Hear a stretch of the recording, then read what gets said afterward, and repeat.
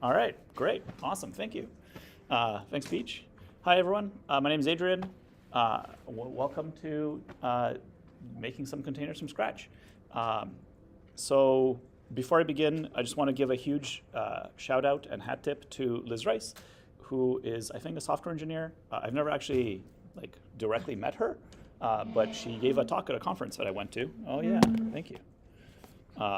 And I really liked the talk, and it stayed with me for a long time, so I wanted to do a workshop about it.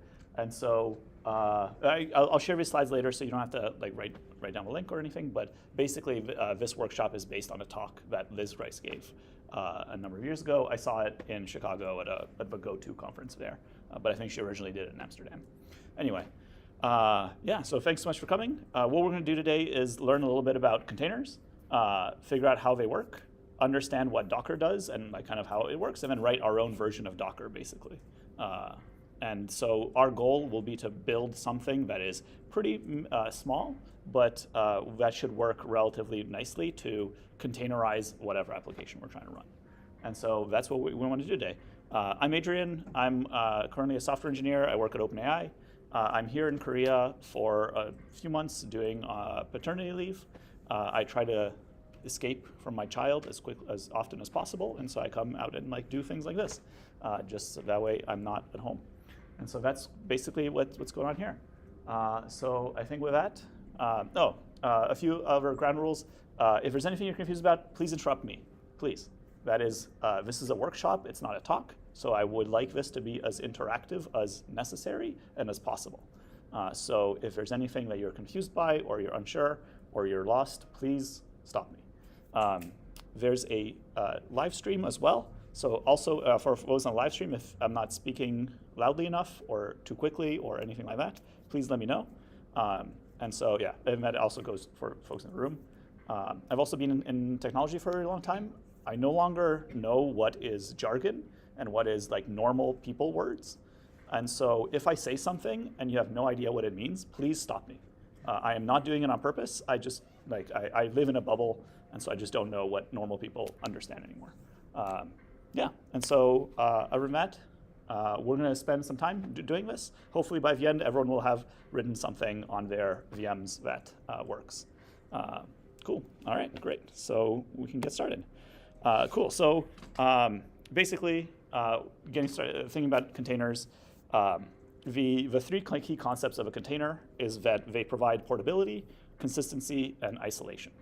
So what this means is that you are able to take a program, put it in a container, and regardless of what computer, operating system, server, VM, or whatever that is running that program, theoretically it should behave in exactly the same way. So this means that if you are developing something with people that use different operating systems, like some people use Mac, some people use Linux, some people use Windows, they should all theoretically get exactly the same development experience and have the program work in the same way if they're containerized. Yeah, and so the other component of this is that it should be quite lightweight, so it shouldn't add too much burden to the computer that is running your program. And the other component of it is also that it should be able to limit the amount of resources that your program is using. So not just provide a knob, essentially, for your program. So if your program ever goes awry, if it decides that it needs to use all of the bandwidth or CPU or whatever that the machine has, it can be limited. And that's kind of anyway, so these are kind of the basics of this. And so basically the big problem I was trying to fix is this idea that and I'm sure you've heard it before, which is it works on my machine, should no longer be an excuse that you can provide to anyone. Hey, developer, why doesn't my website work? And it's oh, I don't know what to tell you, it works on my machine. Should not be something that you can ever say again because of containers. That is the kind of general goal. And so if we think about the actual stack of how normal programs work, especially now with cloud things or whatever, you have some server, it's running somewhere. Let's say it's in your basement, just for ease of thinking about it. And on this server is running some operating system. You could imagine that's Windows Server. You could imagine that's Linux. Most of the time it's Linux, but not all the time, as we saw, I think, a month ago when all the servers that CrowdStrike took down like everything. That's because there's a lot of servers running Windows, apparently. Yeah, and so the operating system is then like running, and on that operating system, you're running your program, in which case, let's say it's your website, right? So I have a personal website, let's say, adrianrocks.com. It's because I rock. And so this would be the way that I would build up that website. And so your website would be maybe like a HTTP server, like Nginx or something, and it's running some code and is giving you some HTML, some JavaScript, and whatever, right? And so this is kind of the way that it would work. And the problem is that your website is, to be able to work, Nginx needs to, for example, call the operating system and do a bunch of things, like I need access to the file system to write some stuff on the file system. I need access to the network, and so I can respond with HTML.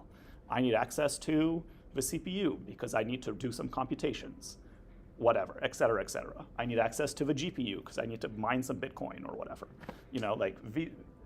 All of those requests go to the operating system, which means that there's a coupling now between the website that you have and the operating system that you're using. And the issue with that is that now, if you want to change versions of operating system, if you want to change your operating system entirely, if you want to, any of these things, or you want to run it on your local machine because you're doing development on it, all of those can change the operating system, which means that the website that works on one operating system may not work on another. And so the solution to this, just like the solution to all engineering problems always, is add a layer of abstraction. If this is always how you solve every problem, just add more layers of abstraction. So now, Docker, which I will just use interchangeably with container, is just a container software which now wraps your program. And so your program now no longer talks to the operating system, it talks to Docker. And Docker, or this container program, all it does is it takes your requests and translates it to the operating system specifically that it is running on. So Docker, the engineers in the company Docker have gone and already written Docker to work on every single operating system that they need to work on or whatever. And so you only have a single consistent set of APIs that Docker will use. And it will do the rest of the translation for whatever host operating system you're trying to work on. And so that's kind of what the idea behind a container is and how it all works. I have no idea what the knowledge was of people in this room, so I hope I haven't entirely bored everyone to sleep yet, but this is kind of, this is just the basics of how containers work. Does anyone have any questions about that, or is this solid? All right, awesome, thumbs up, great. So this is more or less kind of what I was just saying. You just kind of intermediate the actual operating system itself. So when your website needs to ask for GPU time or network requests or something like this, you ask Docker. Docker then does all the translation and gives you back the requests that you have. Then the other thing that Docker does is it also provides a way to limit the number of resources. So if your program asks for CPU time, but you've already run out of the limit that you are allowed to ask for, then Docker will say, no, you're not allowed, go away. And that's kind of what, so those are the kind of things that Docker needs to do. And the way that it does this is by, all right, I'll just go in here. The way it does this is it makes your program actually believe that it is on a separate server, if you will, where the program that you're running cannot access anything else outside of the Docker container, the local box that you are in. So there's no way for your program to escape the container that it's in, and therefore there's no way for it to get more resources than it wants to, or understand or realize that it's running on some sort of container. All it sees is that it is inside this container, and that is all that it has access to. And so that's what we will want to do. What we're going to try to do tonight is write some code that creates a relatively basic, but not entirely too basic, version of Docker, where we will have code that allows or forces this program to believe that it is only a single Docker instance, that it's running on some box that it has no idea about and has no way to get outside of it. And it has some limits to the amount of resources that it's able to have. And that's what we'll be doing. So to do that, we need a few different things. First, we need to come up with a new host name for our program. So we're going to write a program that runs other programs. And the problem is that when the other program makes calls to the operating system, it will get things like a host name back and say, hey, what box am I on? And so we need to create a new one to make it seem like it's a new server. This was an AI-generated image, in case you're wondering why there may be a few typos or some weird things. Yeah. I'm surprised it got the words as good as it did. Yeah, it's gotten pretty good at that, I think. Yeah. Cool. What did you use? I used ChatGPT. Home field advantage, you know. That's what I got to do. That's what I got to do. Yeah. So What does RERE mean? that is a typo. That was the one place where it lost the thread a little bit of words.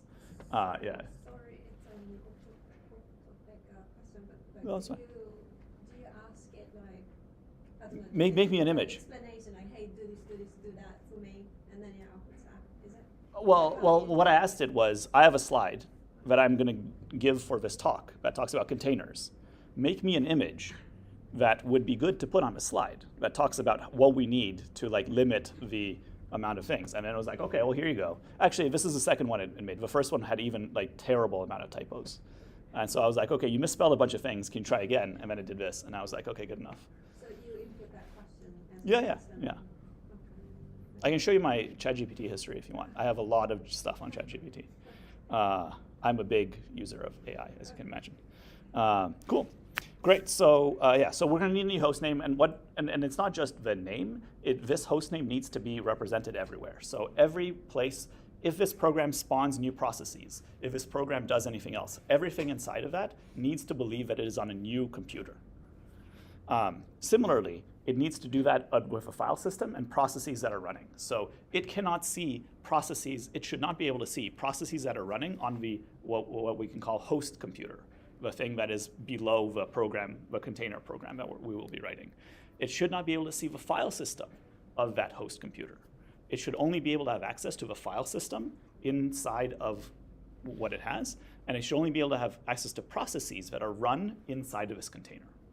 And finally, we should be able to limit the number of resources that it is using. And those are the three main features that we will be trying to build tonight. And does that seem good? All right, cool.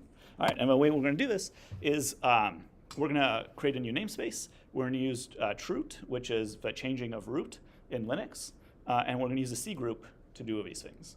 I don't know what the relative familiarity is with Linux for folks here, so I'm happy to go more into what this means. Yes? I need your explanation on trut and CG group. Great, perfect. All right, cool. So trut, so on Linux, there are a number of, operations that you can do that start with ch. And ch just means change. And so root is one of the things that you can change. You can also change ownership, and so this is usually referred to as chown. And there are others, but I don't remember off. Sorry? Yes, and chmod, which is like changing the access of a file and things like this. And so the root is referring to what is the root directory of this file system.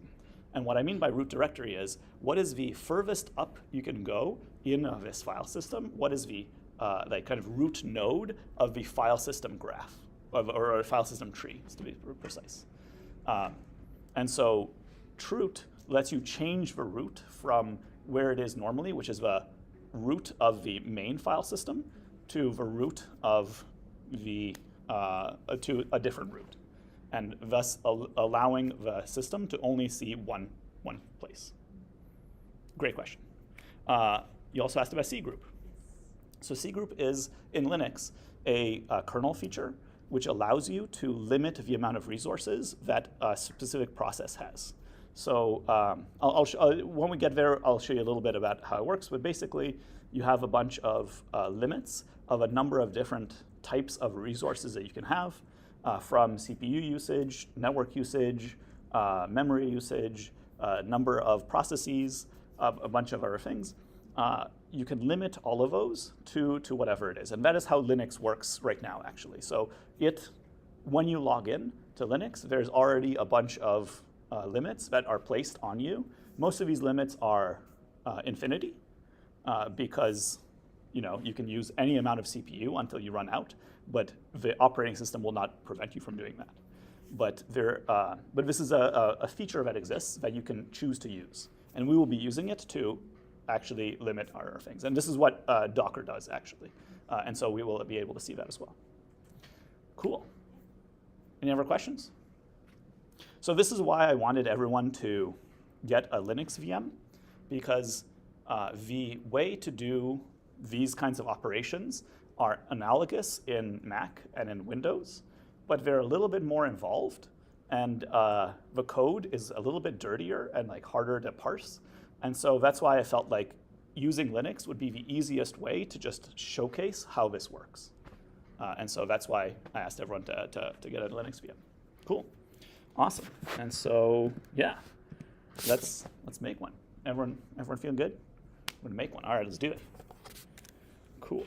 All right, so I've got my other window over here, and I've got just, as I was saying it, so I have this window that has my VM.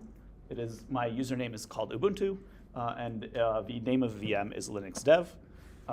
And I have a dev folder inside of it, which is where I am right here.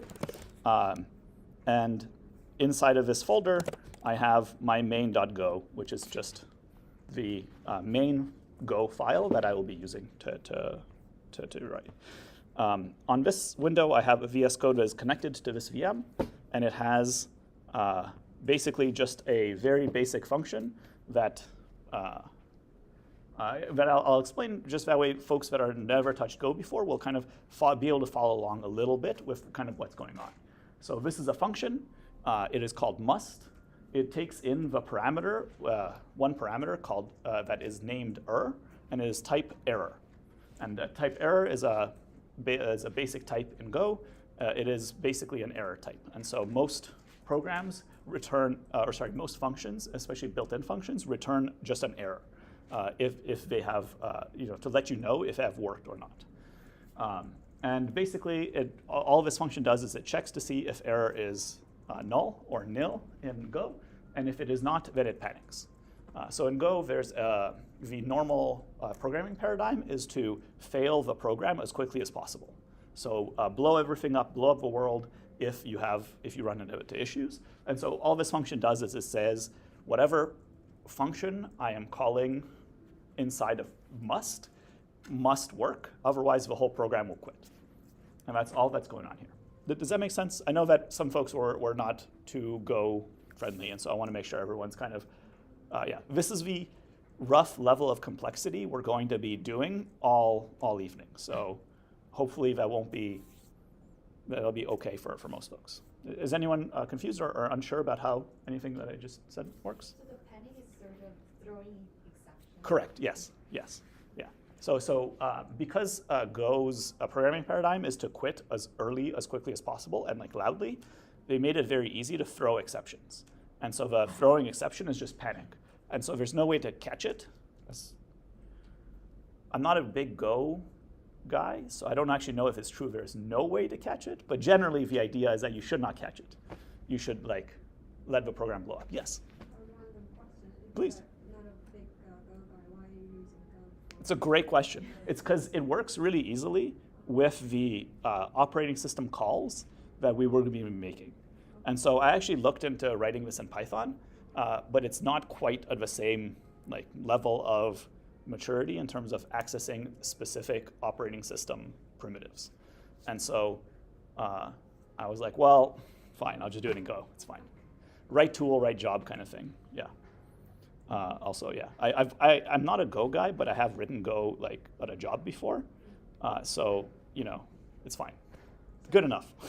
So in Yeah. your daily job, what language?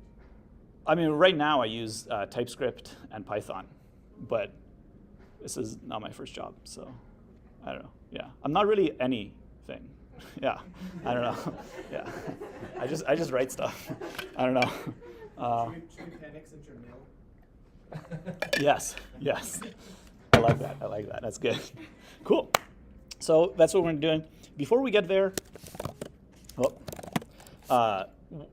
wanted to do one quick thing. Wanted to actually show what Docker looks like when we want to run it, right? So we have Docker run, and then I'm going to make it so that the thing is interactive. And RM means that we will remove the container after we have finished using it. And so RM just cleans up after ourselves, but whatever, these are just random things. And then we're going to use Ubuntu, and then we're going to do, we're going to pop a shell open on it. And that's all we're going to do. And it may take a little bit because it's been a day or something since, perfect, nice. So we are now, what we can see is that we are root. So this is the name of a user. The user root is a super user in Linux. And it is in this thing. And what this is actually the name of the host. So what we're doing here is saying we want Docker to run an image called Ubuntu. And the program that we want it to run is just bin/bash, which is just a shell program. And so that's all. And so this is literally what we want to do. And so I'm gonna hold it here and say, okay, so this is like basically what we want our program to do. We want it to look, I don't know if it has to look necessarily the same, but we want it to look similar to this. And in here, you can see different things, like see that we're in the root. We were not in the root beforehand. You can see that there's no other place to go, but there's an operating system, or there's a file system here, et cetera, right? So, yeah. So, to do this ourselves, I propose that, so the way that we're going to run this program is by calling Go, which is the compiler, and passing it the file main.go, which is the name of this file. And I propose that we also copy the run command. And then we will give it some parameters, which is the program to run. And the way that this will actually work is basically this is how it's going to be, where program to run and then any parameters. And so we're going to kind of skip over the image just for ease of use, basically. It's just a little bit easier if we don't have to go to the internet, pull an image down, and stuff like that. So, but this is basically what we're going to be trying to do. Does that make sense for people? Like what thing we're going to try to write? All right, great. So let's do that. So we're going to have some fun and make a main function, and the main function will just check to see, I guess, about what our arguments are going to be. I think. Oh yeah, you have to put this. All right, so here we go. And then default is that we panic. Bad command. So basically, what we're going to do is say, just to go through this very quickly. We're looking at the arguments being provided to this program. We're taking a look at the second argument. The reason is because the first argument, I think, is the whole string or something like that. Anyway, the second one is actually the first thing that comes after main.go. Yeah, I think os.arg0 is like the whole thing. Anyway, so yeah, we don't want that. And then we'll just have a function that is run.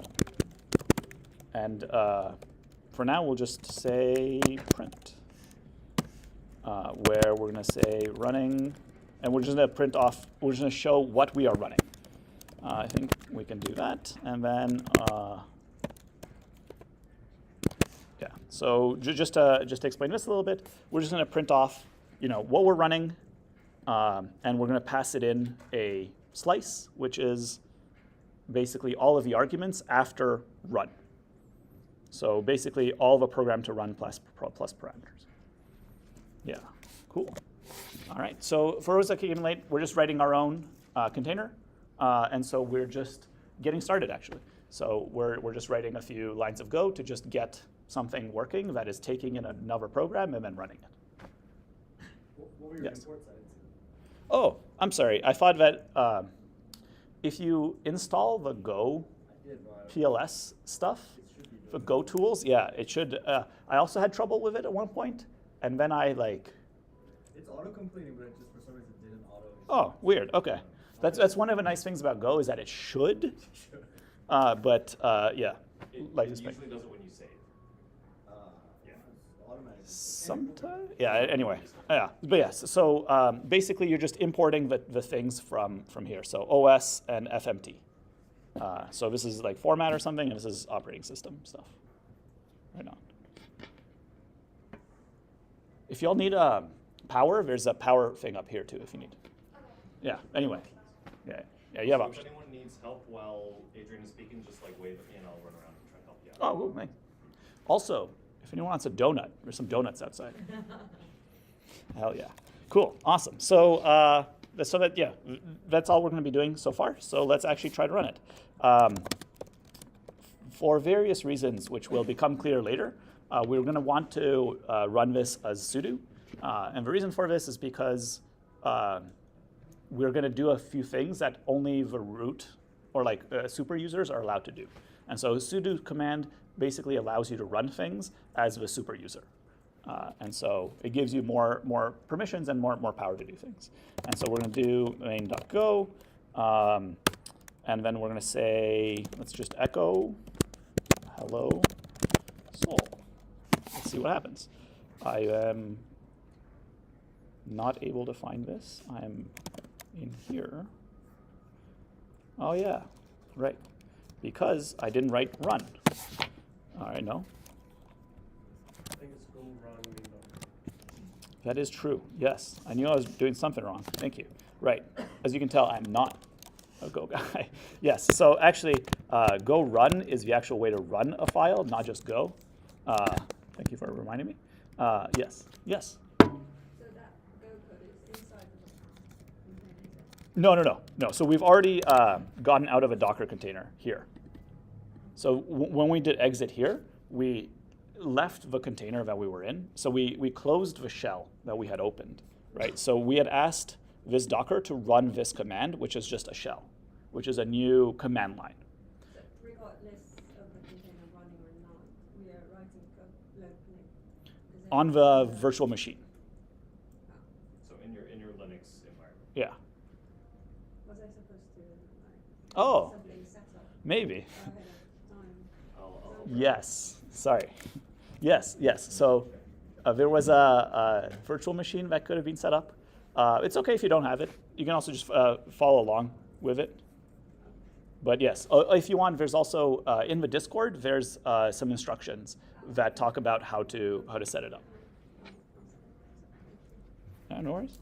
Cool, awesome, great. All right, so we're gonna try this again to actually do go run, and and so what we're able to do is we're actually running the thing that we're echoing. So as you can tell, we haven't actually done anything yet. We're just printing out the other parts of the command that we're running. But wanted to check in. How's everyone doing? Everyone seems to be like, okay, it's cool. All right, great. Yeah.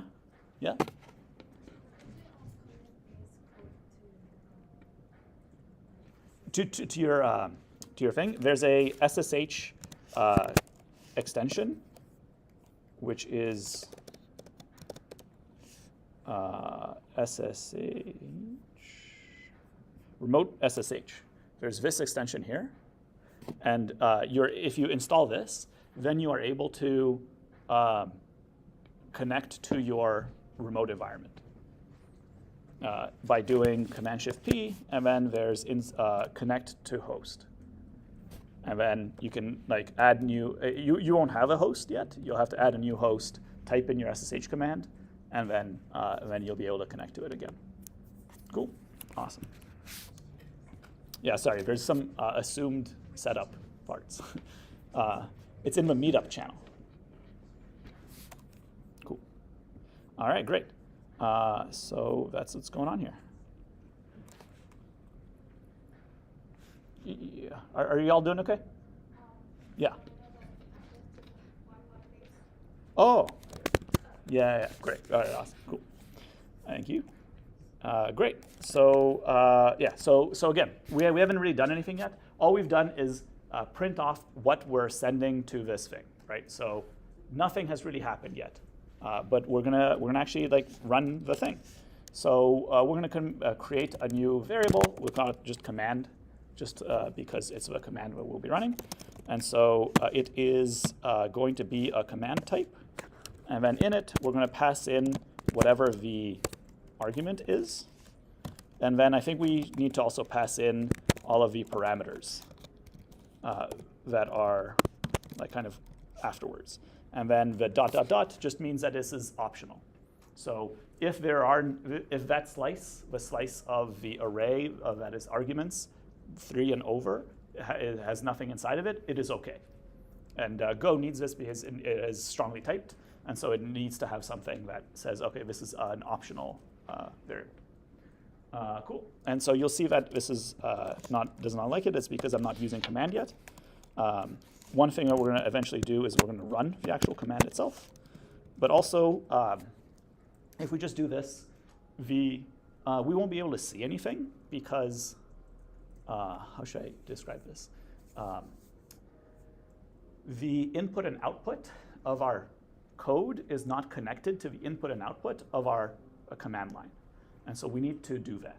And so what I mean by this is we need to say that the standard in of whatever we're going to do will be equal to the standard in of the, of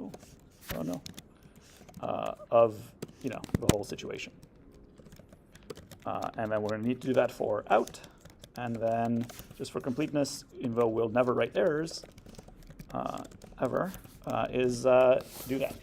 So basically what we're doing here is saying we have some input output and error that will be showing in the command line in our terminal. And we want to connect those to the command that we will be running. That way we can see its input, output, and errors. And then so we will be running that. So if we just run exactly the same thing again, we see that we get the thing that we're printing, and we also say, hello Soul. We're running the actual command that we tried to run, which was just echoing hello Soul. Is that bracket is because we used that free? Correct, yes. The bracket comes from the fact that we're using command or %v. So %v is used in like printf and stuff like that as a way as a placeholder for a vector, which is like a Go list basically. And so we are passing it this slice or this list or this vector. Pick your terminology. And then so it is just telling us that this vector is being replaced inside of these square brackets. Cool. All right, awesome. No worries. There's some donuts outside too if you want. Anyway. Cool. All right. So everyone okay with me so far? Yes? Oh, you have to do import os/exec. Sorry. That's okay. I understand. Life is pain. It's just how it goes, especially programming. Yeah. Cool. All right. So this is great. One thing that we can do is to make it be exactly the same as what we had before, we can actually try to run a shell on it, which gives us a new like command line interface, which we can like check to see, and that command line interface will be inside the container we have just written. And this container is basically just run whatever this command is. And so this, all right, so we are now running the shell. We have gotten a new thing. It's root. And we're root because we did sudo. But what we can see is that if we do hostname, it is still Linux dev. And if we do hostname, it is still Linux dev. And we can also see that we are in this,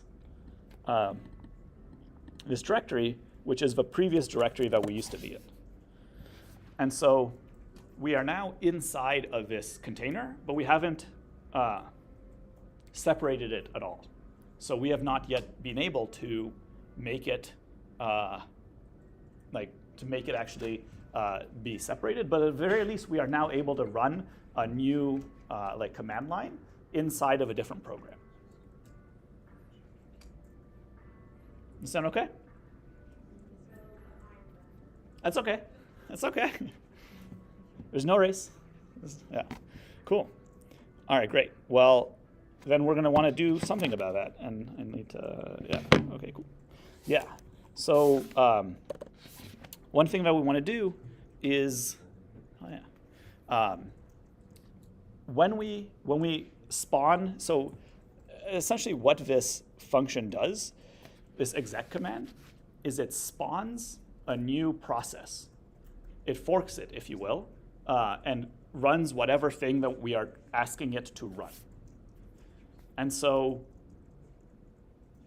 what this does is it actually asks the operating system, hey, operating system, make a new program with this code in it and run it. And because we are asking the operating system to fork our code, where we're asking it for a new process, we can give it some flags that ask it that tell it how we want this program to be run. And so we can do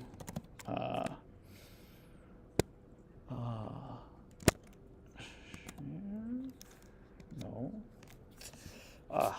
This is what happens when I forget the syntax. Thankfully, I've written it before. Proc adder, perfect. Proc adder, sysproc adder. Yes, perfect. So what we want is to, so basically what we're telling it is we want to make this new process.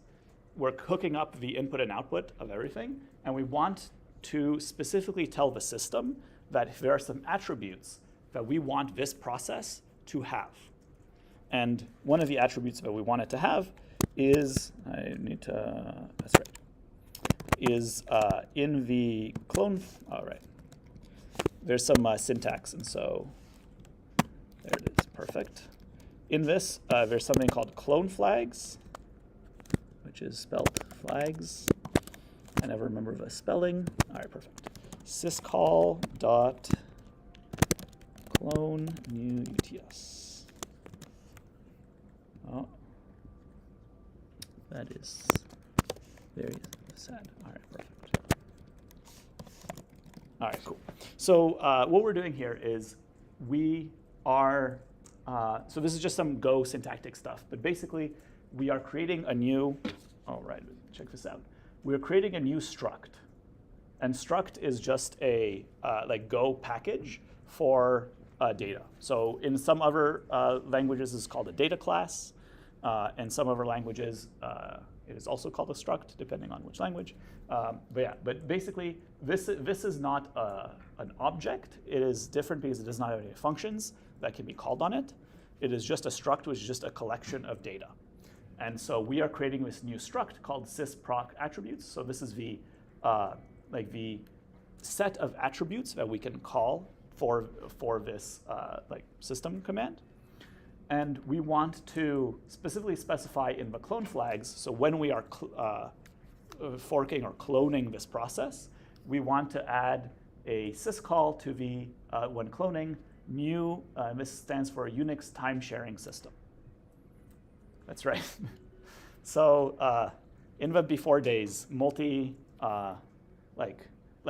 Linux was first created, or when Unix was first created, the the way to have multiple users on the same machine was called a time-sharing system.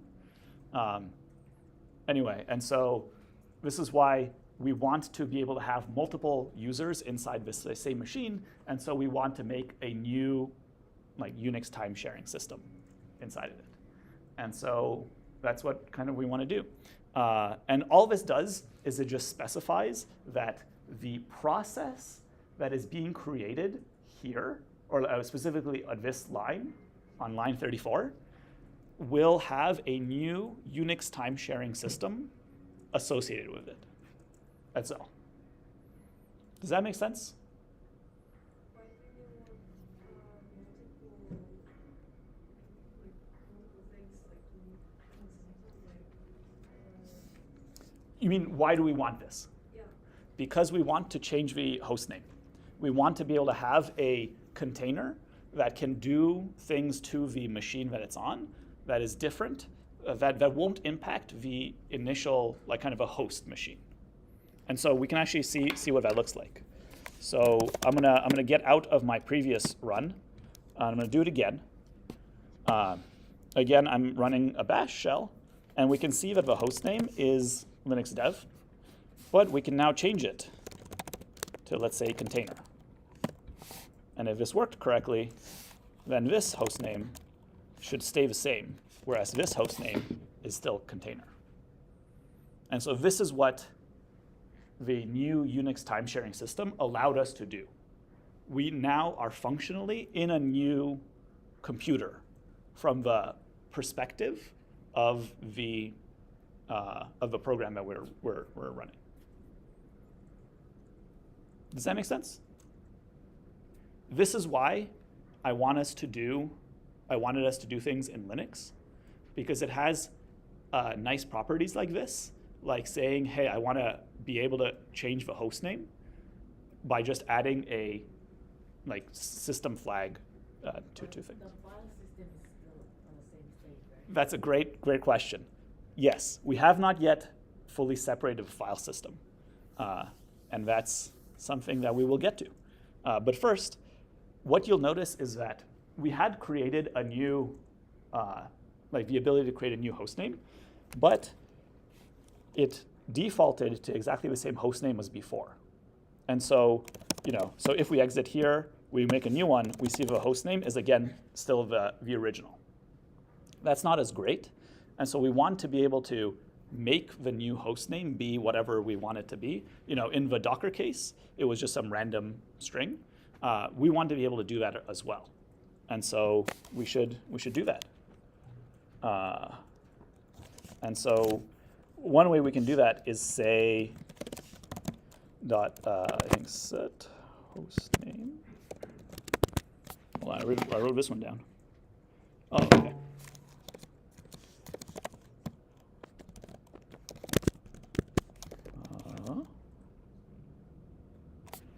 All right, I'm gonna need to go back to my thing, which is this call. Oh, okay.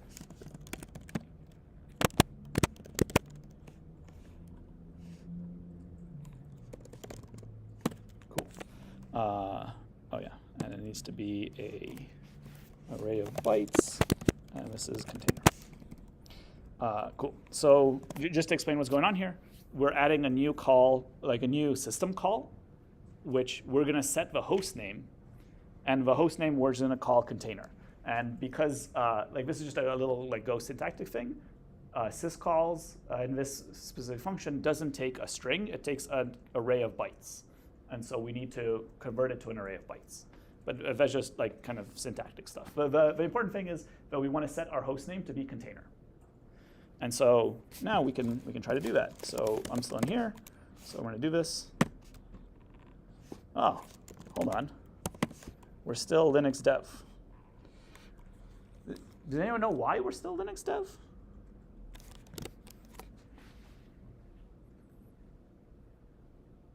That's not Beach. I'll give everyone else a minute or two. I'm actually not 100% sure. Okay. All right, Ben, you want to go? Anyone else? It looks like we're setting the host name before we run our We're actually doing it after we run our Right, command. right, sorry. Yeah. Time is in the loop. Perfect. And what that means is when we call like this, when we make this call, that is when we actually call and create the shell. We only get to line 36 when we've finished this line. But this line doesn't finish until you exit your shell, because that is when the command has finished running. And so we are setting the host name for a container which is just about to get destroyed. And so this is bad.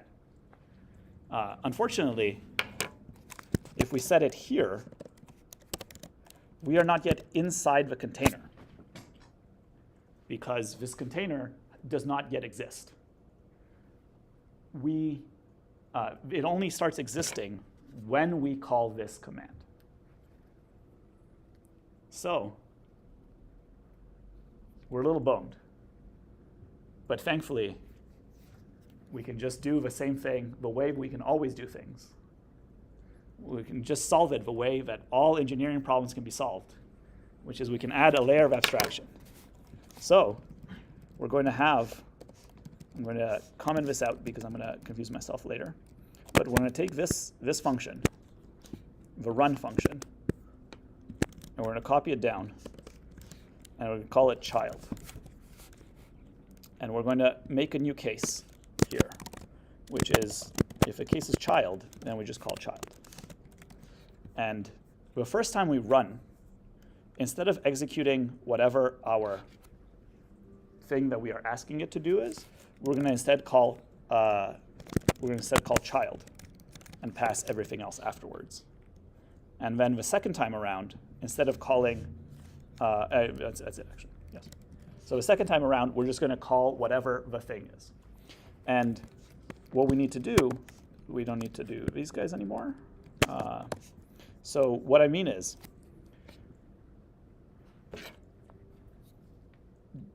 bear with me for a second. What we're going to do is we're going to create a fork here. But that will, before we even get to running whatever command our user has asked us to run, we're going to run ourselves first. And we will add all of the changes and limitations that we need to here. Then, as we get ready to run the actual user command, we can also make changes inside of a container that we are now in. I wish I had a diagram, but I realized I should have made one. But basically, we just added a new layer of abstraction by adding another space in between when the initial container is run and when the function that, or the program that our user wants us to run. We added space in between it by adding another process that we can add things to.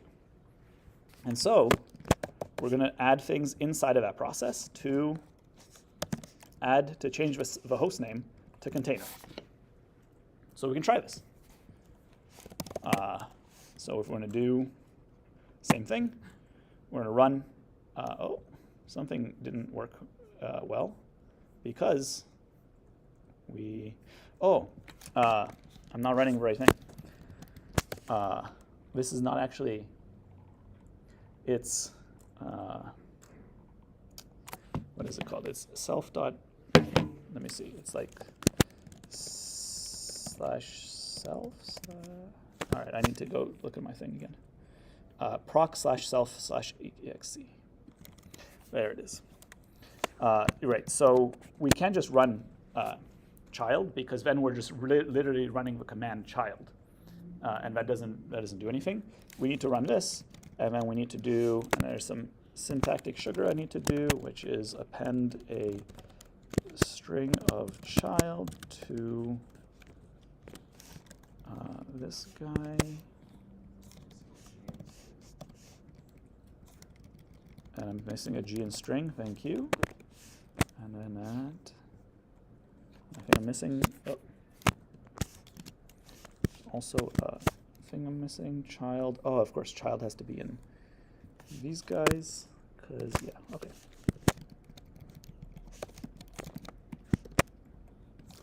And there's, yes, okay, good. All right, perfect. Cool, so let's get into this a little bit. Sorry, so we want to call ourselves, which is whatever program this is contained within a proc/self/exe. So what I mean by this is, inside of a Unix file system, if we look at proc, we're going to see a self directory. And then inside of this, we're going to see a link to exe. So if we do proc/self/exe, we're going to see that right now it's just pointing to the ls command, because that is literally the command that I'm running while this thing is working. So on the file system in Linux or in Unix, the /proc/self/exe is a pointer to the currently running program. And so we want to run that. That way we don't have to worry about like where this, like the location of this program is or anything else like that. It'll just figure out how to run it for us, because it'll just run the same program again. And we are going to append a, instead of run, we're going to have child with all the rest of the parameters thereafter. And it is possible that there'll be no parameters, and it's possible that there'll be no parameters as well, and what have you. So we're adding all the optional stuff. Does that make sense? Yes. Question. Yeah. Could this be done with piping instead of like sub-processes? Or I know it's kind of the same thing, but Could this be done with piping? No.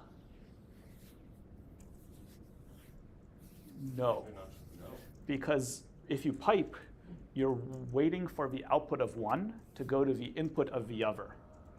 And so you actually want to be inside of it, Gotcha. because you are creating the container here. Yeah. Yeah. Okay. Cool. All right, so we can try it again. And so if we do this, we are running, something did not work as well as I wanted to. So I actually didn't really get what piping means.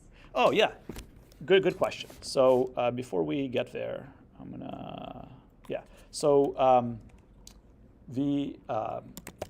let's see. Yeah, let's do cat.main.go and then pipe into grep cmd. So this is an example of piping. So I am, yeah. Oh, does this make sense now? No, now I just get like this signal code pipe. Yeah. Right. And so what this does is it automatically connects the output of the program on the left side to the input of a program on the right side. And so in this case, we are taking our program main.go, and we are, cat prints it entirely to screen. And then using a pipe, we take the output of that printing entirely to screen, and we send it to grep. Grep is a searching tool, which lets you search for the, in this case, CMD string in whatever the input is. And so the input being the thing that we just did. And so we get to see, here are all of the lines in our program that have the string CMD inside of it, and CMD itself is highlighted inside those lines. And so piping is just the process of connecting programs together through the process that is called composition. Through composition, thank you. It took me a second to remember the word. Yeah, and so, and my contention is that we're not able, we need to run this inside of the other program, because piping involves the first program finishing before the second one. And so what we're really doing here is we're setting up the container inside of run, and then we are actually running inside of that container whatever command our users are telling us to do. And so if we were to set up a container in a pipe, that container would then end. And then once you send it, once you send whatever the output is through a pipe, we'd open up a new container. And so that's why that wouldn't work. But anyway, that's this workshop 201 for, yeah, so don't worry too much about it. Does that make sense so far? Anyone lost or like really regretting coming here tonight? Because it's too late, all right, it's too late. All right, cool, great. Yeah, And so I think I'm doing something wrong because I think, yeah, something has not gone right. Let me see what am I doing here. Oh, I need to also do the things. Yes, I just realized. So the problem is that I've run. So yeah, here, let me just clear this. And then I'm going to run this program again. And the issue is that I'm running a bash, but I removed the components where I am connecting the input and output. And so as a result, in my shell, I'm not able to see the input or the output of this terminal. And so I believe that means that this terminal just closes immediately. And so we have done what we wanted to do, but it just closed immediately. So why don't we also connect it? Oh no. Equals standard, yes, perfect. Actually, why don't I just copy from both? That'd be better. And so now I think we should be able to do it. All right, here we go. The first thing you notice is that we are now inside of something called container. The host name of the box is printed on the path, and so we can check it again, and we are in container. We're doing it. We're cooking with fire now. And so we can also see that the host name of our host, so I've just kept this shell, is also container, which is also bad. That's bad. All right, hold on. Give me a second. So we've done something wrong here. So what happened is that I wrote something which made it, which made the host name on the host box also be changed to container, which means that this system call was called on container. It is possible that it happened because of the fact that I didn't have these before. Let's double check. So I can change the host name again to Linux dev, and then I'm going to run this again. And then now host name is back to Linux dev. Okay, cool. Okay, so because I didn't have, hook things up correctly, I think this system call was happening not inside of the container that we had. It was happening on the box itself. Anyway, bugs are fun. Don't do anything live. This is why. Cool. Anyway, so we're in here, but as has been previously mentioned, we can still see the file system of the external machine. And so we need to do something about that. So actually, should we do something about that? Actually, before we do something about that, why don't we check to see, so we can see all of the programs running inside of this container. So the programs are sudo and go and main and exe and bash and stuff like that, right? So these are the programs that are currently running inside of this container. And the problem is that you can see that they are all very high PID numbers, like process ID numbers, which means that and they also correspond to the process IDs of processes that are on the host machine, which means that the container is able to see processes running on the host machine. So it's able to know that it is part of a bigger host, which is, we don't want that. We want it to be fully contained inside of itself and not know anything about anything outside of it. And so we should do something about that. We need to remove its ability to see the fact that it's not in a container by itself. Yes? Why does it not? Because we don't want whatever the program that we want to run, we want it to believe that it is on an entirely new machine. That it should not be able to differentiate between running inside a container and running on a completely blank machine. Because we don't want it to be affected by any programs running outside.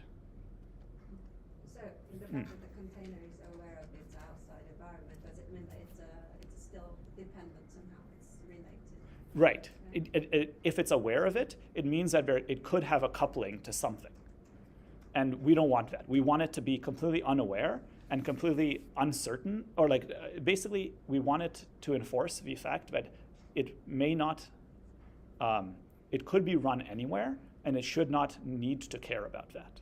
And so it should be able to say, what are our running processes, and only see processes that are itself like running for it, basically. And it shouldn't be able to see anything else, and it shouldn't be able to do anything with any other processes. Does that make sense? Yes.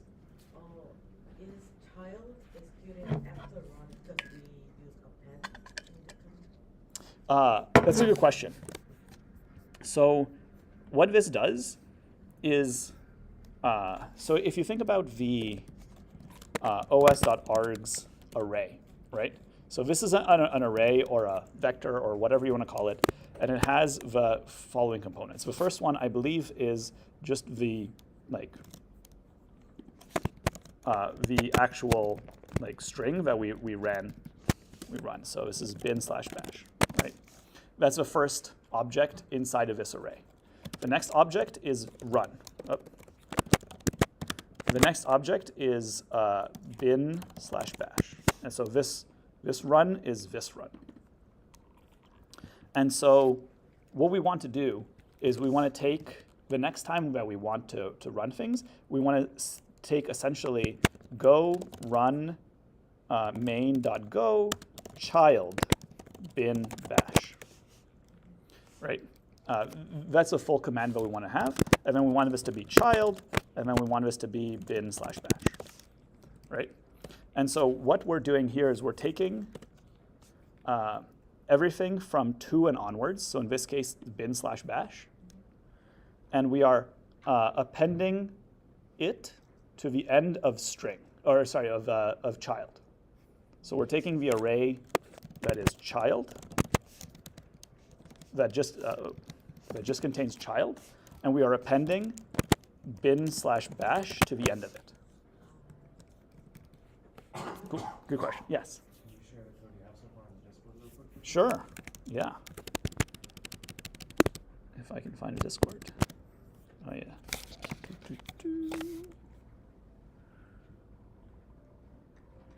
What is this? This is recording. I'm sorry? Are you guys recording? I think so. Someone has to share the code just to catch up. Okay. Cool. All right. So I just added it. What we have so far is in the Discord. Cool. Yeah, no worries. All right, great. All right, so does that make sense about how we, okay? Does that make sense to everyone else? Everyone feeling good? Yes. It's in Saturday Hangouts.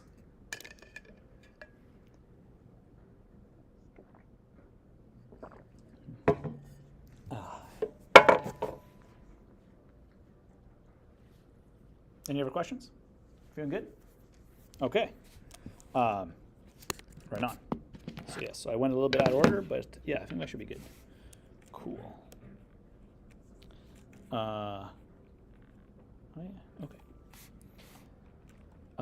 Great. So the way we actually want to do that is there's actually, thankfully, the way to reset the, or to make it have a new namespace, if you will, for process IDs and for processes, is there's another flag that we can send to our system call to do that for us. And so we can send clone new PID. I gotta put a syscall in front of it as well. And so this will actually clone the namespace of process IDs. And this allows us to, and so this allows us to have a new set of process IDs when we are inside of a container. And so if we check that out, what we should see, so again, we are inside of our child, but before we do that, actually, so we should actually also say,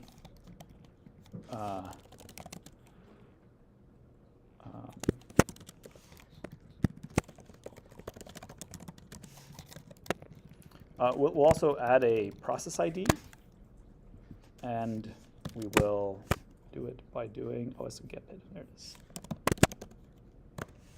Right on. And we are going to show we'll see whether this is going to work by doing it inside of both.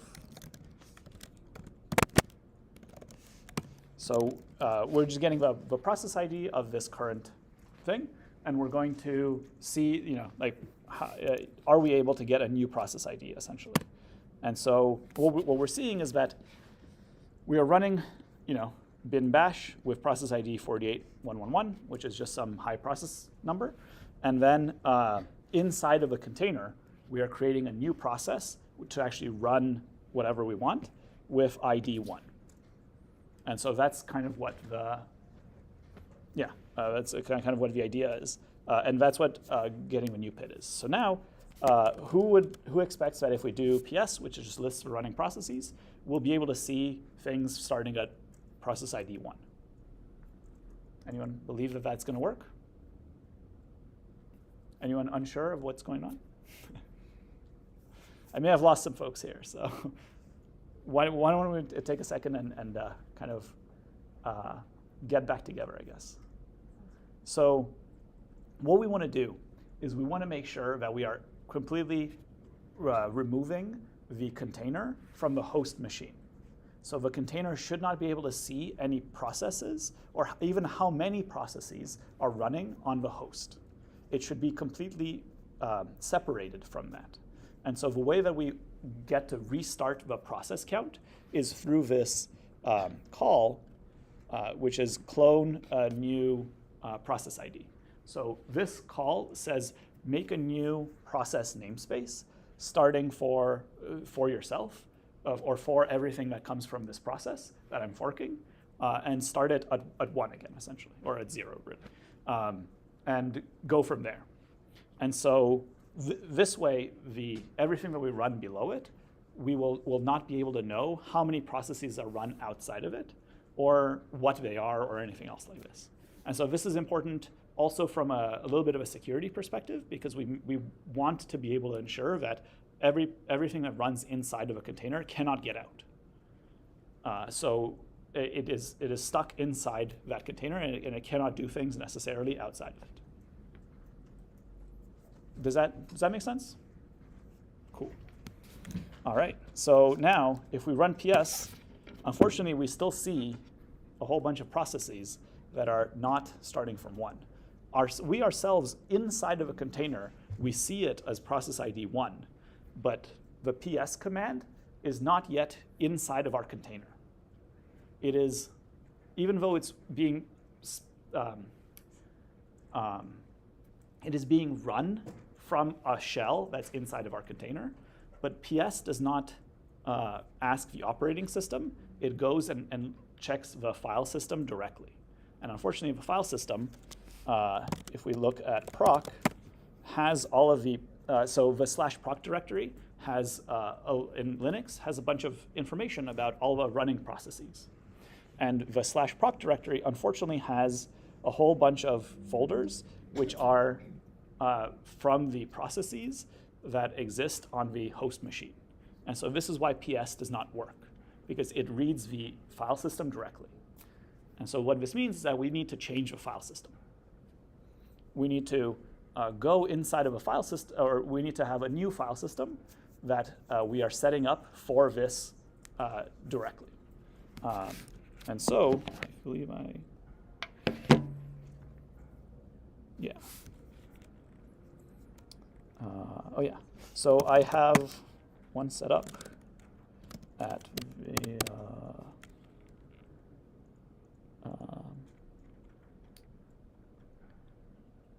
where did I put it?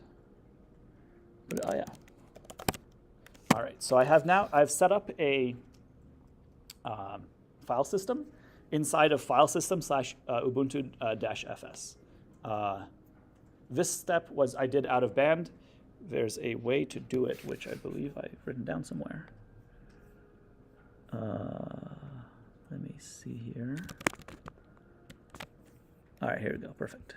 And it is, oh yeah. Oh, but this requires Ubuntu as well. I don't remember if I added this to the set of instructions. No one has a local file system yet, right? Okay, my bad. Sorry about that. But it can be done.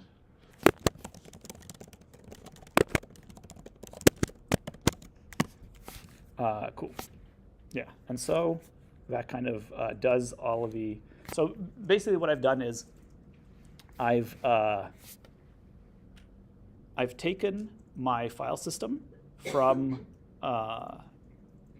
I've pulled a Docker image called Ubuntu latest, which is just the latest version of Ubuntu, and then I've exported it to the actual file system itself to a zip file or a tar file. Then I created the folder necessary for it, and then I unzipped it into that folder. And so it's just the file system of Docker, basically. And so, there it is, perfect. Yeah. And so what we want to do is we want to actually then change our root to that file system, because we want this file system that is new to be what we run against. And so we want to call that to, what is it? Change root. Perfect. And that is now fs/ubuntu/fs -fs. And then we actually have to also change directory to, let's say, / so you have to also change directory because it is undefined if you change the root, what directory you end up in. Or whatever, and so, yeah. Anyway, so again, all we're doing here is saying we want a new file system, and I've already gone and set up a file system by hand. If we think back to the Docker, right here, the Docker image, or the Docker command, this is what this Ubuntu image command basically does. It says, go get this file system somewhere else, bring it down, from the internet, bring it down here, unfurl it somewhere, and make that be my root. And so this is why we just skipped all of that part for this thing, and we just have one single file system. And so if we, What was the name changing command? oh yeah, it is shroot and change directory. Cool. And so if we do that again, yes, we sometimes get this error warning, but it's fine. Yeah, so what we see is that we are now in the root directory. PWD just shows our present working directory. If we see our ls, we see that we are root for container. This is a file that I put into my file system just to show where we are. And we see that this is root for host, because this is a different root. So we are now in a different thing. And because our proc directory is now new, we can see, it doesn't quite work yet because we haven't mounted it. Oh boy, how do I explain mounts? Are folks familiar with how the Linux operating system, the idea of a file system is that it is just a set of files, or a tree of files starting at a root. But that tree does not need to be necessarily all on one physical disk. It doesn't have to be all in one like storage location. You can mount, i.e. you can add file systems from other places, from a network, from a different hard drive, from something else, to the same file system. And you do this through a process called mounting.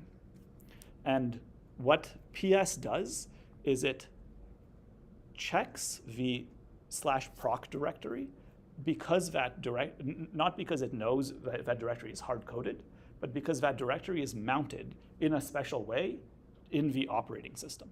And so that is how it knows to check that directory specifically. And so we just need to mount that as well. And so I never remember a command for this. It is very much exactly the thing that we were told to do. So it told us you have to mount to the proc. It is, there are multiple kinds of mounts. So if you look at the main the host computer, if we just look at mounts, we see that we have a lot of different file systems that are mounted, and they are mounted in different ways. These are just different features that Linux provides. That way, programs like PS can work. And so we need to mount the proc directory in a proc in the proc mount name, or I guess style, and we don't want to share with anyone, and then I don't remember what this does. And so this way, if we do this again, and we now see PS, we now get process IDs are starting from 1, and so we have now separated what processes our child can see from what processes our host can see. And so our host, for example, can, of course, see our own proc. And so, as you can tell, there's lots of different, our own mount for the process directory. And so we can also, just to make it cleaner, we can remove that as well. And so I think this is unshare flags, and I have a note on this. And it is,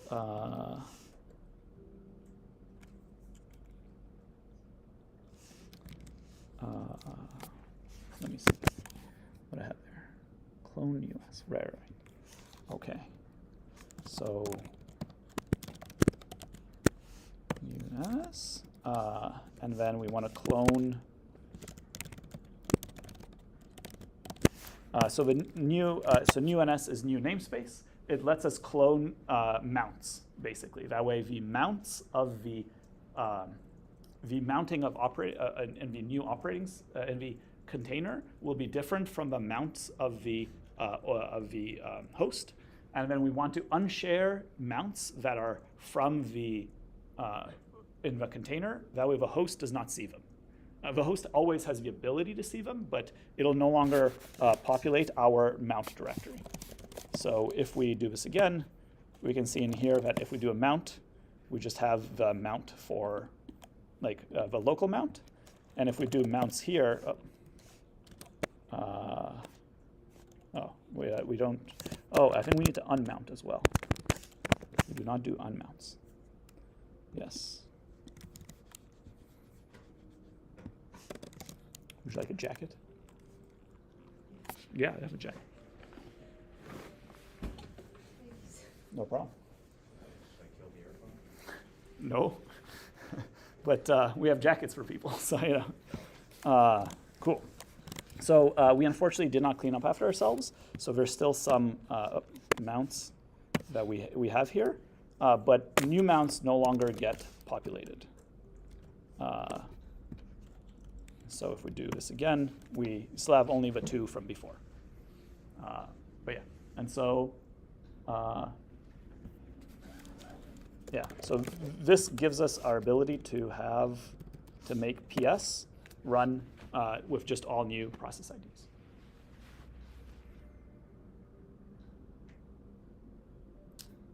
Feel like we're not entirely vibing anymore. How are people feeling? Yeah. Yeah, so we can go through this very quickly if you want. What we've done is we've wanted to change the file system that our container has access to. And so we have created just out of band a new file system, because we're making cheap Docker, which doesn't have the ability to just download file systems from the internet. It just has one that is locally available. So I've set that up out of band, and then we've used that file system as the new root for our container. And so this file system has all of the small, folders like proc that are necessary for this root to work as expected. Basically all the file system that a Linux environment needs. And we have then done the things necessary to allow other programs like PS to use the information from that file system. That way, we have now created a container that has only these process IDs, or only the process IDs available on the container itself, and nothing else. So it is not able to currently find any other process that exists anywhere else. And so that's what we've done so far. Does that make sense? Maybe. All right. Some nods. Okay, good. Cool. Nice. Great. All right. So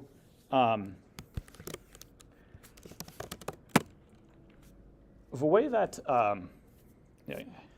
so going back to the next thing that we want to do is actually limit the amount of resources that this container will have access to.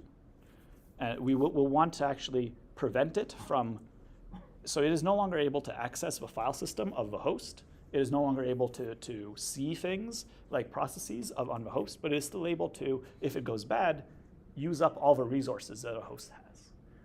And we don't want that to happen.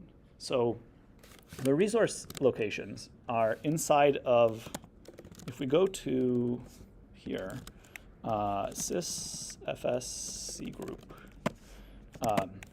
Inside of sys/file system/c group, we can actually see different C group. So C groups are, again, just like control groups, which lets you specify what processes have access to what limitations. So if we go into, let's say, the system slice, in here we'll be able to see that there's a Docker slice, and if we actually look at it, oh no, Docker, hold on, snap, yeah. So if we look inside of that, we can see a whole bunch of limits, and if we actually look at one of them, let's say memory, there's a memory.max.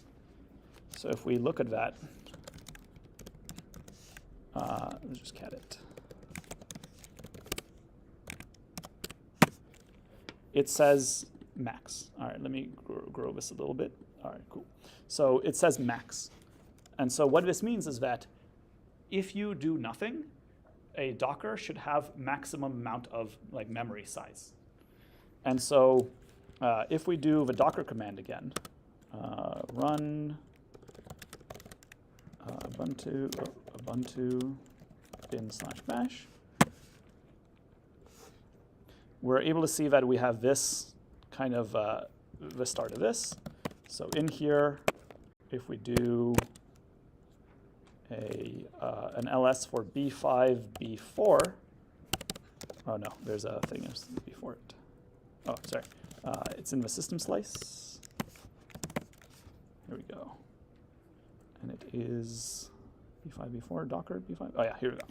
So this is where this is the folder where the Docker that we ran in the top command line is storing its limits. So if we look inside of that folder, we will see that /memory.max, we will see that it has also maximum memory because we did not specify anything.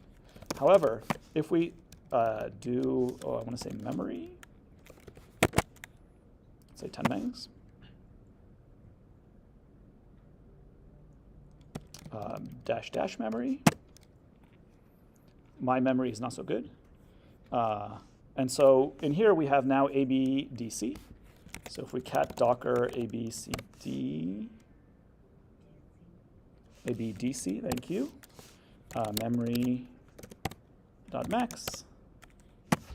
we'll be able to see that that's basically 10 megabytes in bytes or whatever. And so this is how the actual memory limitation is actually is set up. And so the control group that is used by this Docker container that we just created specifies that its maximum memory, because we asked it to have a maximum memory of 10 megabytes, is only 10 megabytes. And this is kind of how the Linux operating system ensures that processes have limitations. Does that make sense so far? Cool. Awesome. So we want to do something like this. And so we want to write just kind of control group function, which is not a fun, it's just func. And I don't remember most of it, so I'm going to copy it because it gets a little, it requires a bunch of stuff. So, nice. No, did not import? Oh, yeah, there it goes. Cool. And then there's, okay, cool. Yeah, so I can explain. We're creating a new variable called cgroups. This is based on the folder that we're just in, which is system.slice. Of course, this is going to be inside of our new file system because, so actually we can go to that folder as well.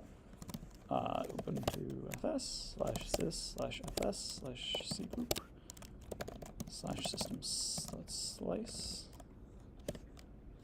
Right on. I lost it. Okay. There's no sysfs right now, but we will get there. Cool. So, yeah, we're going to have a C group in that location. Going back. Yeah, and then inside of it, we're going to make a new directory that is from there to something called container, which is just going to be the name of our C group, essentially. It's going to be for our new container that has a host name of container and, excuse me, a C group of container. We're going to make it writable to, or writable to me and then readable to everybody and executable. And then, we're going to make sure that it works. And then we're going to then write to that we have a maximum number of processes. And this maximum number is going to be 20. So this container will only be able to write up to 20 processes. And then the actual process that is inside of that will be the container's process ID. And then because the container's process ID is inside of it, all programs that come off of it will automatically be inside of that C group as well.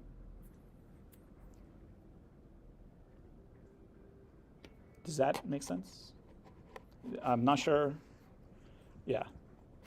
So C groups are just a set of files that specify maximum limits. And so we are going to add to that ourselves by overwriting the maximum limit, in this case, a just of processes. Because I'm going to show you later how we're going to test that out. Yes? I have a question online. Great. I don't know how long ago it was. That's okay. Is the proc directory the only one necessary for a functioning Docker container? That's a good question. And the answer is no.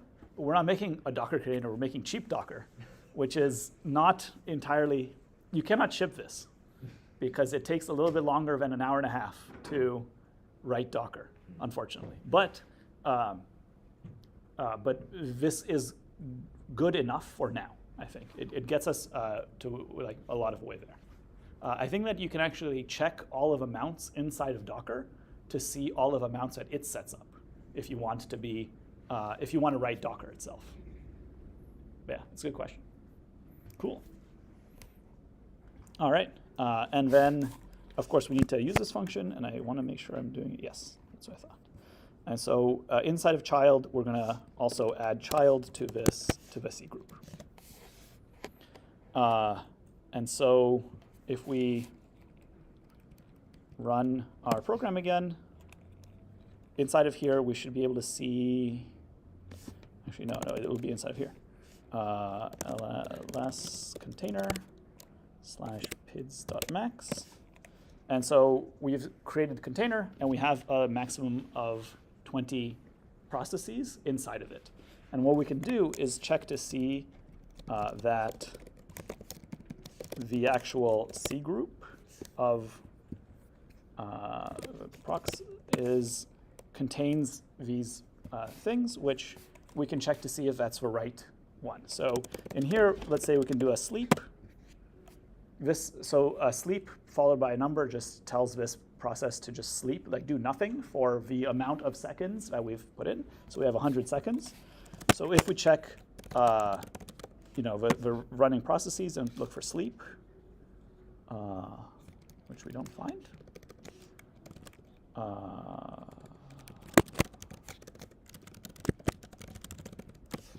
There it is. So we have a sleep of 100, and it's written and done by root, and I think that it's this guy is I think this is the process ID. And so if we look inside of the process IDs again, we should see that this process ID is inside of it. And so this is the parent process ID, and that is also inside of it. And so what these numbers mean is that all of these processes are inside of this C group, which is inside the container directory, and therefore should only have a maximum of 20 processes inside of it. Does that make sense? Cool. Is anyone familiar, I'll stop this. Is anyone familiar with, did I write it down? I did not write it down. Cool. Hold on. I'll make sure I do this right. Yes.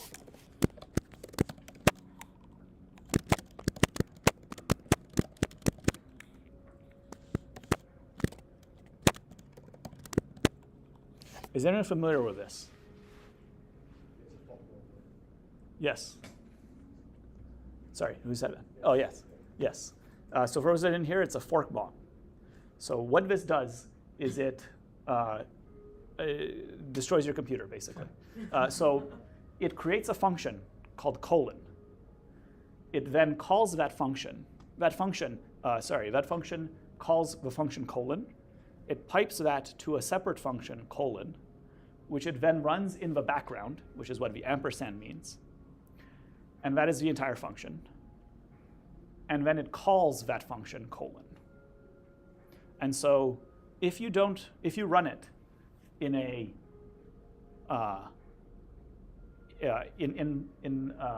computer, if you run it on your computer will become unresponsive because it will spawn an infinite number of processes, and every process will spawn 2 more, and your computer will be unusable. However, we've limited the number of processes on this container, theoretically. And so we should not have this problem. So if we run this, we see that we've started getting a whole bunch of errors of resource temporarily unavailable. We've also seen that the rest of our computer works, which is really the key. And we can also see that all right, well, good. Weird. Let me see.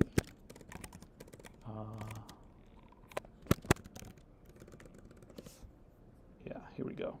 We should see, so inside of our container, which is go main exe, we should see that we have a whole bunch of bash, but there should never be more than 20 of them here. And the reason for that is because we have this process limitation that prevents the container from spawning any more than 20 processes at any one time. And so, yes? Sorry, can you show the latest code of this? Yeah. We're catching up after fixing the other part. Sure, yeah, of course. Cool. So what is that? I'm sorry? The line? The line? The option. The fork bomb. Fork bomb. Yeah. So if you manage to stick that line into Microsoft Now server, can you Yes. bring that server down? Yes. So it's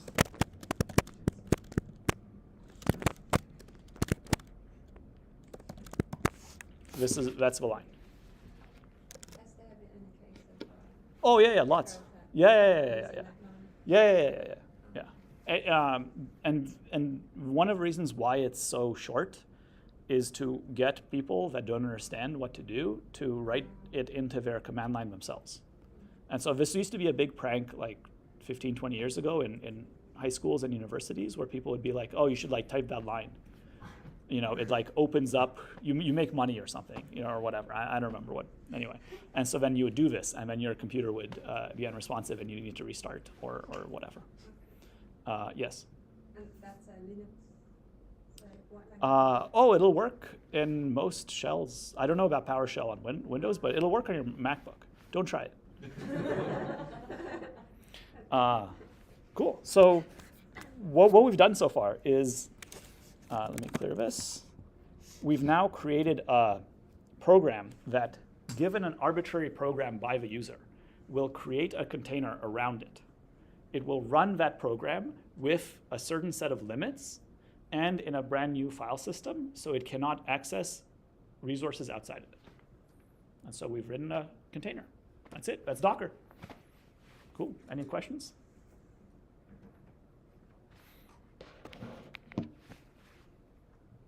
Excellent. That's how you know everyone understood everything. No question.